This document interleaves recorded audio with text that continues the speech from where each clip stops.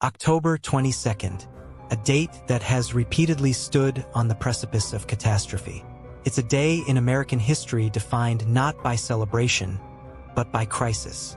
A day when the fate of the world hung in the balance, and when the economy was pushed to the brink. What do these moments have in common? They were all fueled by a single critical mistake. Today, we're uncovering the errors made on October 22nd that brought us to the edge of nuclear war and economic collapse. Welcome. History's greatest lessons often come from its greatest failures. Understanding the why behind a bad decision is how we build a better future. On this October 22nd, we're examining two monumental mistakes. One was a necessary gamble that brought unimaginable risk, and the other was a devastating policy error that shattered the American economy. Let's begin at the most dangerous moment in human history. Mistake number 1. The Cuban Missile Crisis going public, 1962. It's 1962. The Cold War is at its peak, and the world is just 90 miles from nuclear conflict. The context and the necessary mistake. President Kennedy discovers Soviet nuclear missiles in Cuba. After a week of secret deliberation, he chooses a dangerous path. The October 22nd decision. On October 22nd, 1962, JFK goes public with a televised address, revealing the crisis to the world. The mistake, the gamble.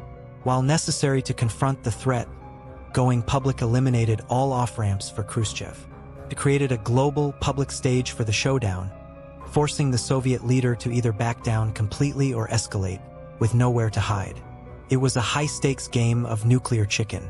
The consequence and the brink. The world held its breath for the next 6 days.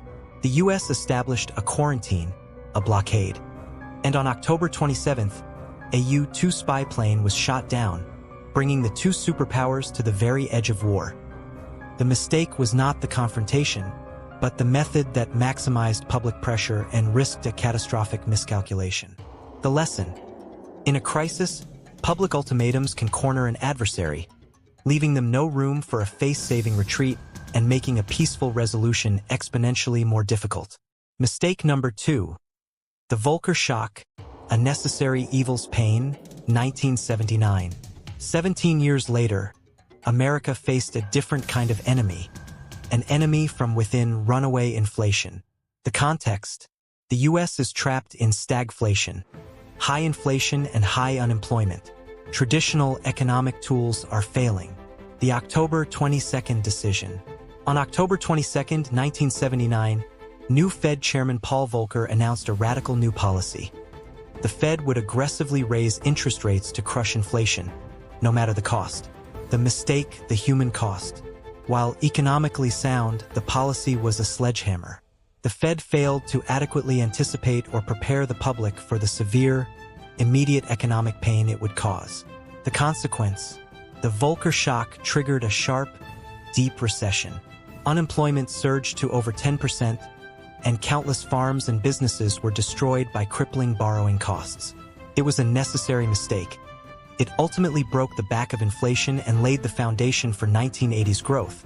But it did so by deliberately plunging the nation into a severe economic crisis. The lesson. Even the most technically correct solution can be a policy failure if it ignores the human cost and fails to build public understanding and support for the short-term suffering it will cause. Conclusion. So, on October 22nd, we saw two different kinds of mistakes. One was a public gamble that risked global annihilation for a necessary goal. The other was a brutal economic cure that saved the patient but nearly killed it in the process.